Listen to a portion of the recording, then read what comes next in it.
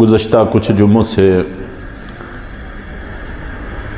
نبی پاک صلی اللہ علیہ وسلم کی معراج کے حوالے سے گفتگو ہو رہی ہے۔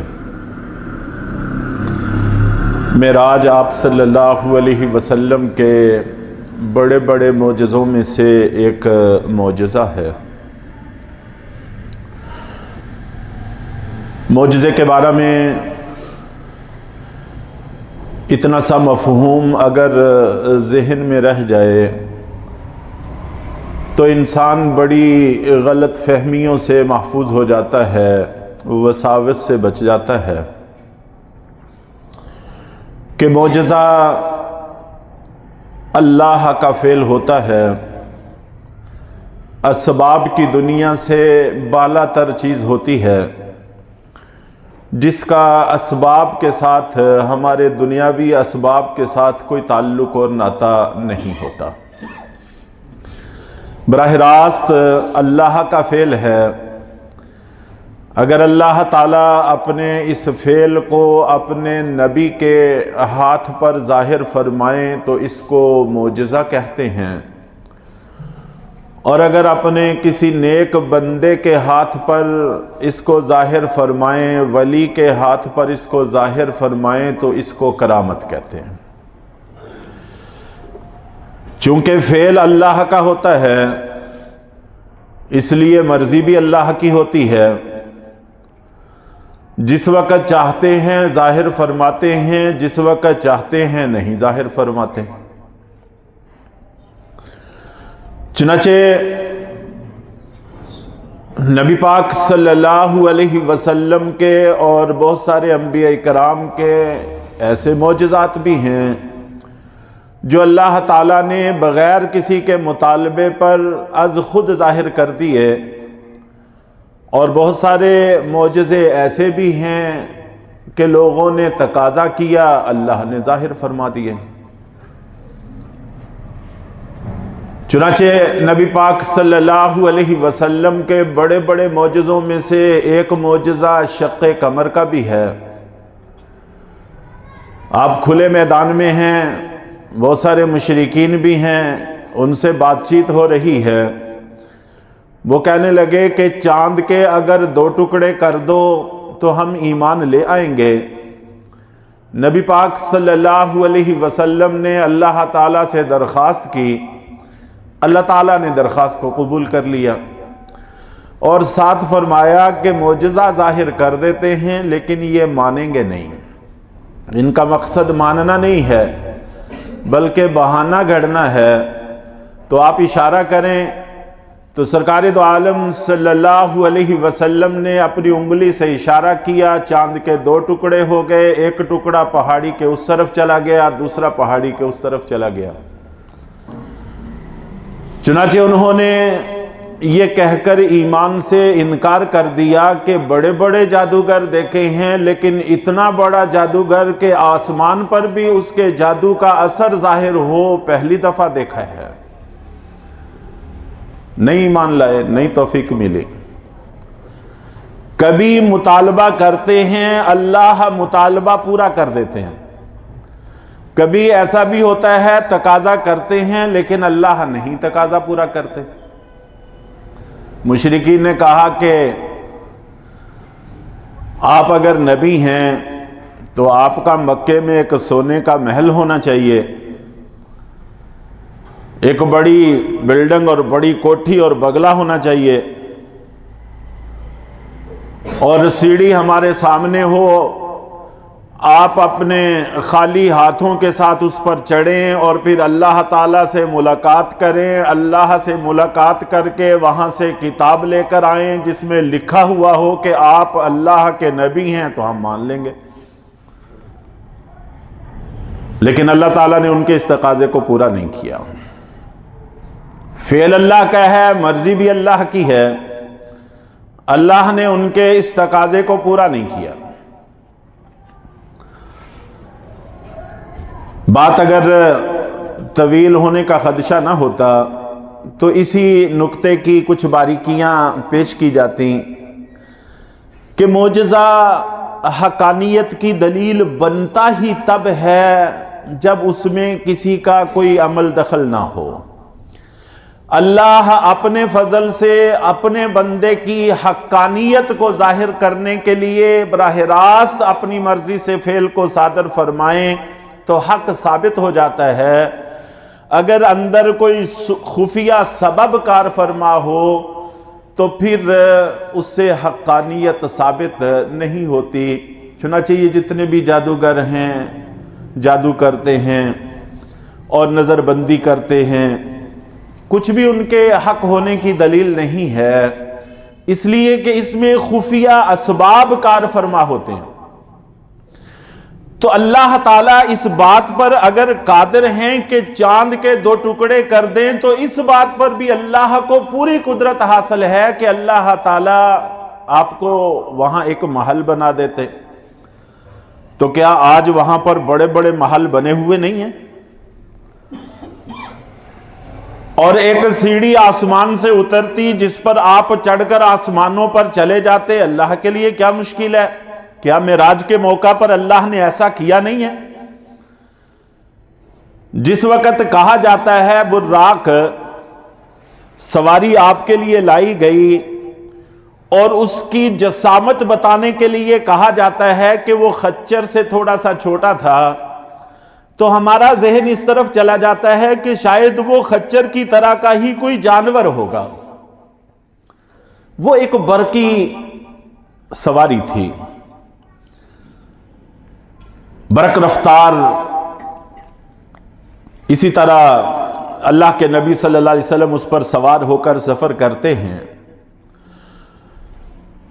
تو چنانچہ میں یہ بات اس لیے عرض کر رہا ہوں کہ معجزے کے حوالے سے لوگوں کے ذہنوں میں شکوک و شبہات پیدا ہو جاتے ہیں، معراج کے معاملے میں بھی ہو جاتے ہیں کہ کیسے ہو گیا۔ قرآن پاک میں بھی پہلے بھی میں نے عرض کیا کہ کہیں پر یہ دعویٰ نہیں ہے اللہ کے نبی صلی اللہ علیہ وسلم کا کہ میں نے معراج کیا، بلکہ سبحان ذات نے معراج کروایا۔ احادیث میں جو اس کا تذکرہ ہے وہاں پر بھی آپ نے یہ نہیں کہا کہ میں نے معراج کیا، بلکہ یہی فرمایا مجھے لے جایا گیا۔ تو لے جانے والے سے پوچھ لیں کہ وہ کیسے لے کے گیا۔ اور معراج کے مقاصد میں سے ایک بڑا مقصد یہ بھی تھا کہ جس وقت ابھی یہ جہان بنا نہیں تھا تو اللہ تعالیٰ نے اپنے سارے انبیاء کرام کی ارواح کو جمع کر کے ان سے ایک معاہدہ کیا تھا، عہد لیا تھا، جس کا قرآن پاک میں تذکرہ ہے۔ میں نے تھوڑا سا ٹکڑا اس کا تلاوت بھی کیا ہے۔ وَإِذْ أَخَذَ اللَّهُ مِيثَاقَ النَّبِيِّينَ، ہم نے نبیوں سے عہد لیا تھا، میثاق لیا تھا۔ لَمَا آتَيْتُكُم مِّن كِتَابٍ وَحِكْمَةٍ، کہ میں تم کو کتابیں دوں گا، حکمت دوں گا، نبوت دوں گا، اپنے اپنے وقت پر تم دنیا میں آؤ گے۔ ثُمَّ جَاءَكُمْ رَسُولٌ مُصَدِّقٌ لِمَا مَعَكُمْ، پھر تمہارے پاس تمہارے بعد ایک رسول آئیں گے جو تمہاری تصدیق کریں گے۔ ان کے بارے میں 2 عہد لیے تھے جن کا آگے تذکرہ ہے، لَتُؤْمِنُنَّ بِهِ وَلَتَنْصُرُنَّ، کہ تم میرے اس رسول پر ایمان بھی لاؤ گے اور ان کی مدد بھی کرو گے۔ انبیاء کرام سے عہد لیا تھا، وعدہ لیا تھا کہ تم میرے آخری رسول پر ایمان بھی لاؤ گے اور ان کی مدد بھی کرو گے۔ ظاہر ہے کہ جو آ کر جا چکے ہیں وہ آنے والے پر کیسے ایمان لائیں گے؟ اس عہد کو جو اللہ اور انبیاء کرام کی ارواح کے درمیان طے پایا ہے، اس کو کیسے پورا کیا جا سکتا ہے؟ مفسرین نے اس پر تفصیل سے لکھا ہے کہ اللہ تعالیٰ نے آپ کو جو معراج کروایا اس کے اور مقاصد میں سے ایک مقصد یہ بھی تھا کہ اس عہد کو عملی جامہ پہنایا جائے۔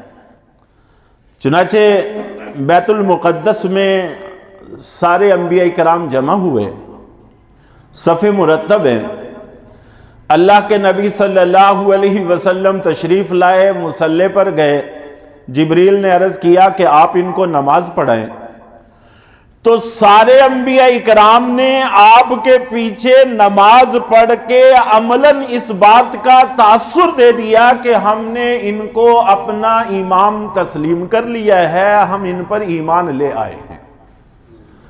تو لَتُؤْمِنُنَّ کا عہد جو اللہ اور انبیاء کرام کے درمیان میں طے پایا تھا، اللہ تعالیٰ نے معراج کے موقع پر اس کی تکمیل فرمائی۔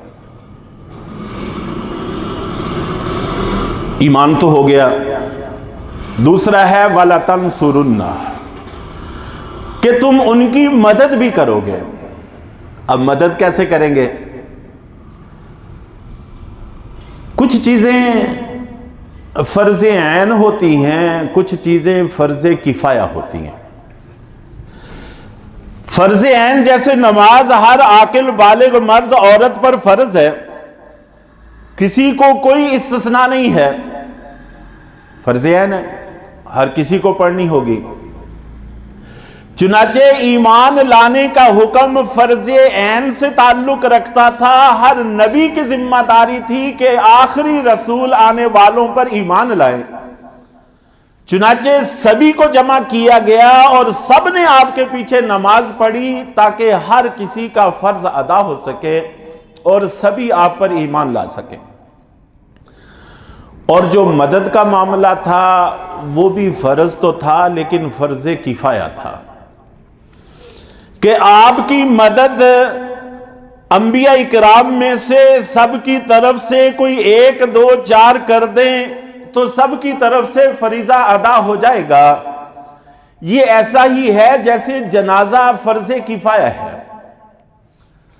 محلے میں کسی کا انتقال ہو جاتا ہے، سبھی مسلمانوں کی ذمہ داری ہے کہ اعزاز سے اکرام سے اس کو غسل دیں، اس کو کفن دیں، کندھوں پہ اٹھائیں، قبرستان لے کر جائیں، نماز جنازہ پڑھیں، عزت سے احترام سے قبر میں اتاریں، دعاؤں میں رخصت کریں۔ سبھی مسلمانوں کی ذمہ داری ہے، ایک مسلمان کے دوسرے مسلمانوں پر یہ حق ہیں۔ اب کسی بھی محلے میں کسی مسلمان کا انتقال ہو گیا اور وہاں پر 5 4 10 20 50 100 آدمی مل کر اس فریضے کو ادا کر دیتے ہیں تو سب کی طرف سے فریضہ ادا سمجھا جاتا ہے۔ اگر خدا نہ خواستہ حالت یہ ہو جائے کہ ایک مسلمان کسی مسلمانوں کی آبادی میں انتقال کر جائے اور چند لوگ بھی جنازے والے پڑھنے والے نہ نکل سکیں تو بڑی افسوس کی بات ہوگی، تو سبھی گنہگار اور سبھی مجرم ٹھہریں گے۔ کیا چند لوگوں کو بھی اس کی توفیق حاصل نہ ہوئی؟ اور اگر تھوڑا سا ہم اپنے گریبانوں میں جھانکیں تو ہم نے معاملہ بالکل برعکس کر دیا۔ ہم نے جنازے کو تو فرض عین سمجھ لیا ہے اور نماز جو 5 وقت کی فرض عین تھی اس کو فرض کفایہ کا درجہ بھی نہیں دیتے۔ جنازہ پڑھنے والے زیادہ ہوتے ہیں اور فرض پڑھنے والے، نماز پڑھنے والے تھوڑے ہوتے ہیں۔ ہم نے معاملہ بالکل برعکس کر دیا کہ محلے میں سے چند 1 لوگ مل کے فجر کی نماز پڑھ لیں، بس ٹھیک ہے، کام بن گیا، بات بن گئی۔ تو بہرحال انبیاء اکرام سارے کے سارے آپ پر ایمان لائے اور مدد کرنے کے لیے اللہ تعالیٰ نے حضرت عیسیٰ علیہ السلام کا انتخاب کیا۔ ان کو زندہ آسمانوں پہ اٹھا لیا گیا، قرب قیامت میں آئیں گے اور آنے کے بعد پھر حضرت عیسیٰ علیہ السلام اور دجال کے مابین جنگ ہوگی۔ میں نے عرض کیا تھا کہ دجال کا چونکہ پیچھے تذکرہ گزرا ہے، انشاءاللہ اس پر بھی کچھ بات کریں گے۔ حضرت عیسیٰ علیہ السلام کو مسیح کہتے ہیں، مسیح دنیا میں چلنے پھرنے والے، اور دجال کو بھی مسیح کہتے ہیں۔ وہ یہود کا مسیحا ہے، یہ مسلمانوں کے مسیحا ہیں۔ اور جو جنگ کا سلسلہ شروع ہے اس وقت آخری راؤنڈ کھیلا جائے گا، آخری مارکا لڑا جائے گا جو دونوں مسیحوں کے درمیان میں لڑا جائے گا، اس کا آغاز ہو چکا ہے۔ اب ہم اسی دور سے گزر رہے ہیں۔ مقام لد یہ تل ابیب کا پرانا نام ہے، جس کو اب ہم تل ابیب کہتے ہیں، آپ سنتے رہتے ہیں خبروں میں، اخباروں میں، تو یہ مقام لد ہے۔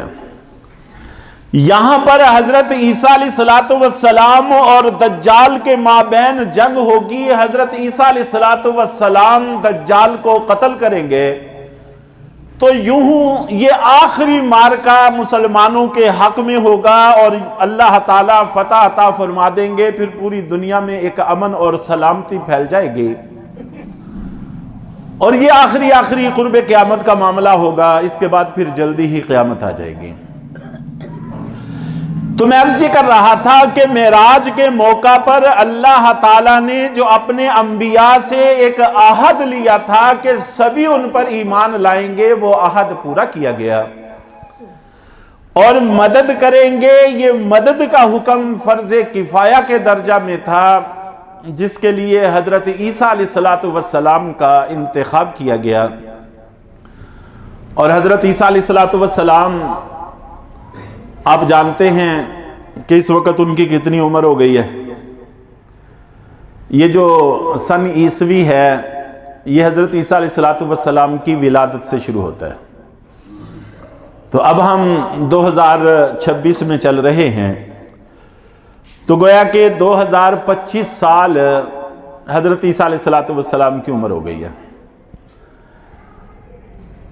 لیکن جب وہ دنیا میں تشریف لائیں گے تو عمر کے اسی حصے میں ہوں گے جس عمر کے حصے میں ان کو آسمانوں پر اٹھایا گیا تھا۔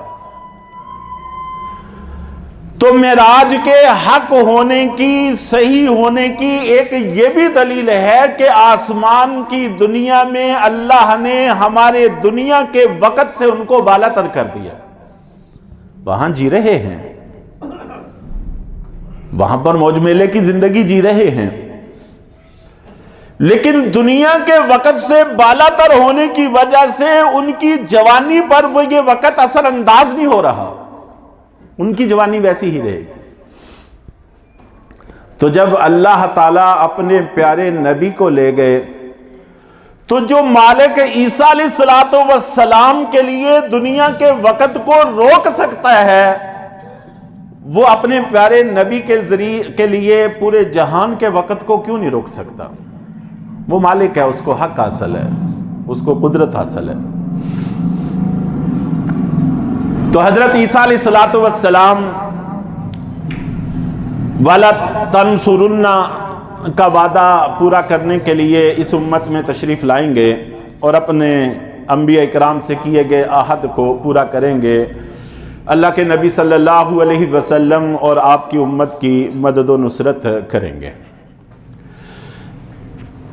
اس کے بعد اللہ کے نبی صلی اللہ علیہ وسلم نے نماز پڑھائی۔ نماز پڑھانے کے بعد آپ جانتے ہیں کہ معراج کا سلسلہ شروع ہوا۔ یہ جو بیت اللہ سے بیت المقدس تک کا سفر ہے، اس کو اسراء سے تعبیر کیا ہے، سیر، سفر۔ اور اس کے بعد دنیا سے عالم بالا کی طرف آپ نے سفر کیا، یہ معراج کہلاتا ہے۔ چنانچہ انبیاء کرام سے ملاقاتیں ہوئیں، بہت سارا کچھ دیکھا گیا۔ تو میں بات کو مختصر کرتے ہوئے انشاءاللہ کچھ پہلوؤں کو اگلے جمعے کے لیے چھوڑتا ہوں۔ تو اللہ کے نبی صلی اللہ علیہ وسلم کے سامنے سدرۃ المنتہا پر جا کے امت کے کچھ احوال منکشف کیے گئے، چنانچہ ان میں سے اس وقت صرف 2 کا ذکر مقصود ہے۔ ایک تو اللہ کے نبی صلی اللہ علیہ وسلم نے دیکھا کہ ایک خون کا دریا ہے اور ایک آدمی اس کے اندر ڈوب رہا ہے۔ قابل نفرت چیز ہے، حرام چیز ہے، انسان اس میں تکلیف محسوس کرتا ہے، اور پھر آخرت کا معاملہ وہ تو بہت زیادہ تکلیف دہ ہے، تو وہ اس میں ڈوب رہے ہیں۔ اور ایک آدمی کنارے پر کھڑا ہوا ہے جس کے پاس بہت سارے پتھر ہیں، وہ اندر کی تکلیف سے بچنے کے لیے باہر نکلنے کی کوشش کرتا ہے، تو یہ باہر والا آدمی اس کو پتھر مارتا ہے اور دوبارہ اندر کی طرف دھکیل دیتا ہے۔ اللہ کے نبی صلی اللہ علیہ وسلم فرماتے ہیں کہ میں نے جبریل سے پوچھا کہ یہ کیا معاملہ ہے؟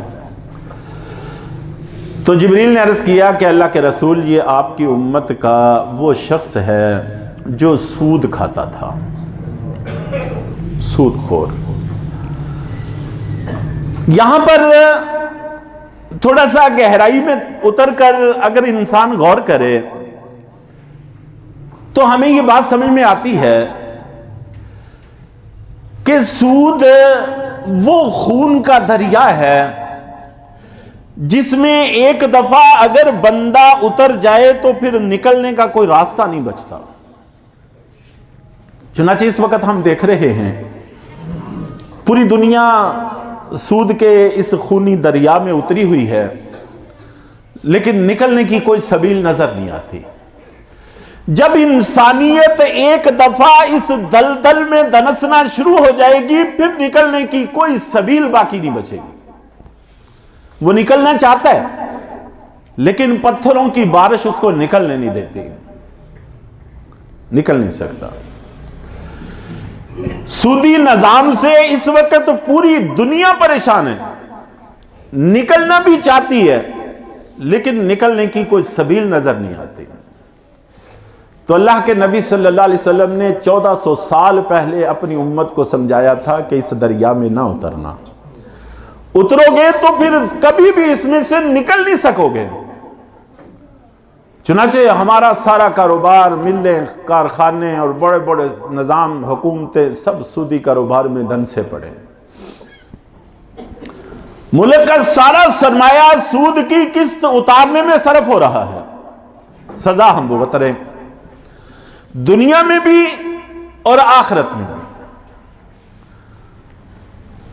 اور اللہ کے نبی صلی اللہ علیہ وسلم فرماتے ہیں کہ پھر میں نے دیکھا کہ ایک شخص ہے،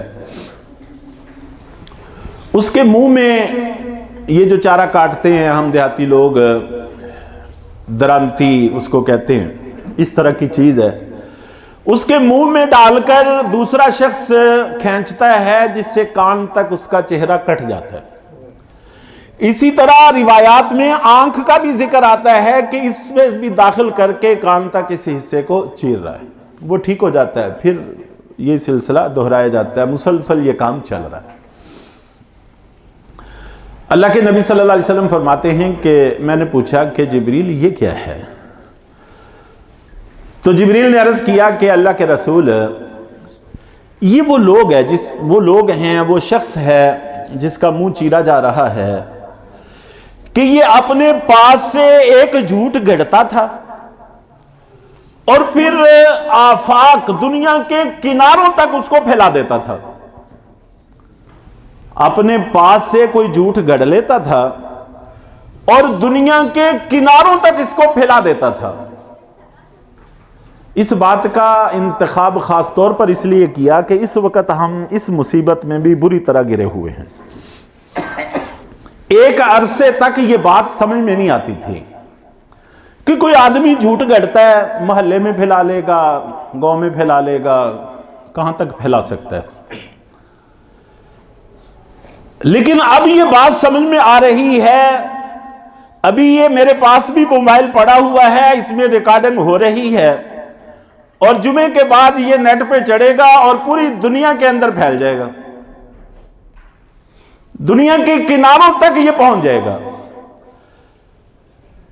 تو اگر خدا نہ خواستہ کوئی شخص غلط بیانی سے کام لیتا ہے، خود جھوٹ گھڑتا ہے اور اس کی پوسٹ بنا کر چڑھا دیتا ہے، یا اس کو آگے پھیلانے کا ذریعہ اور سبب بنتا ہے بغیر تحقیق کے، تو یہ وہ شخص ہے کہ قیامت کے دن یا مرنے سے لے کر قیامت تک اس کو یہ سزا دی جائے گی کہ اس کے جبڑوں کو چیرا جائے گا، کہ اپنے پاس سے جھوٹ گڑتے ہو اور جھوٹ گڑ کے پھر پوری دنیا میں اس کو پھیلا دیتے ہو۔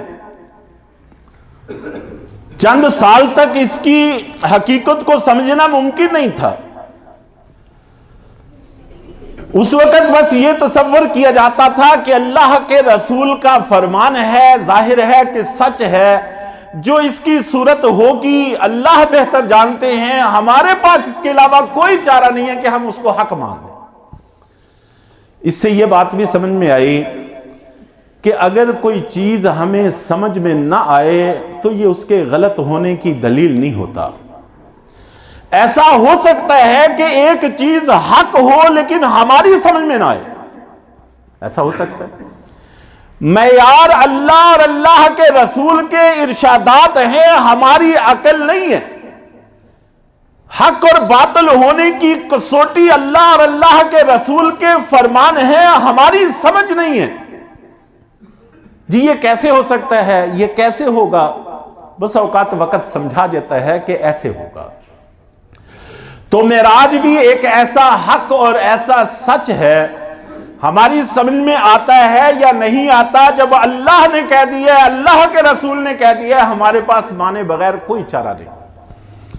اور موبائلوں میں پوسٹوں کو آگے سے آگے نقل کرنے سے پہلے تحقیق بے حد ضروری ہے، اور خدا نخواستہ جان بوجھ کر کسی افواہ کو پھیلانے کا ذریعہ اور حصہ بننا بہت بڑی مصیبت اور آفت کو دعوت دینے والی چیز ہے. اللہ تعالی ہم سب کو عمل کی توفیق عطا فرمائے.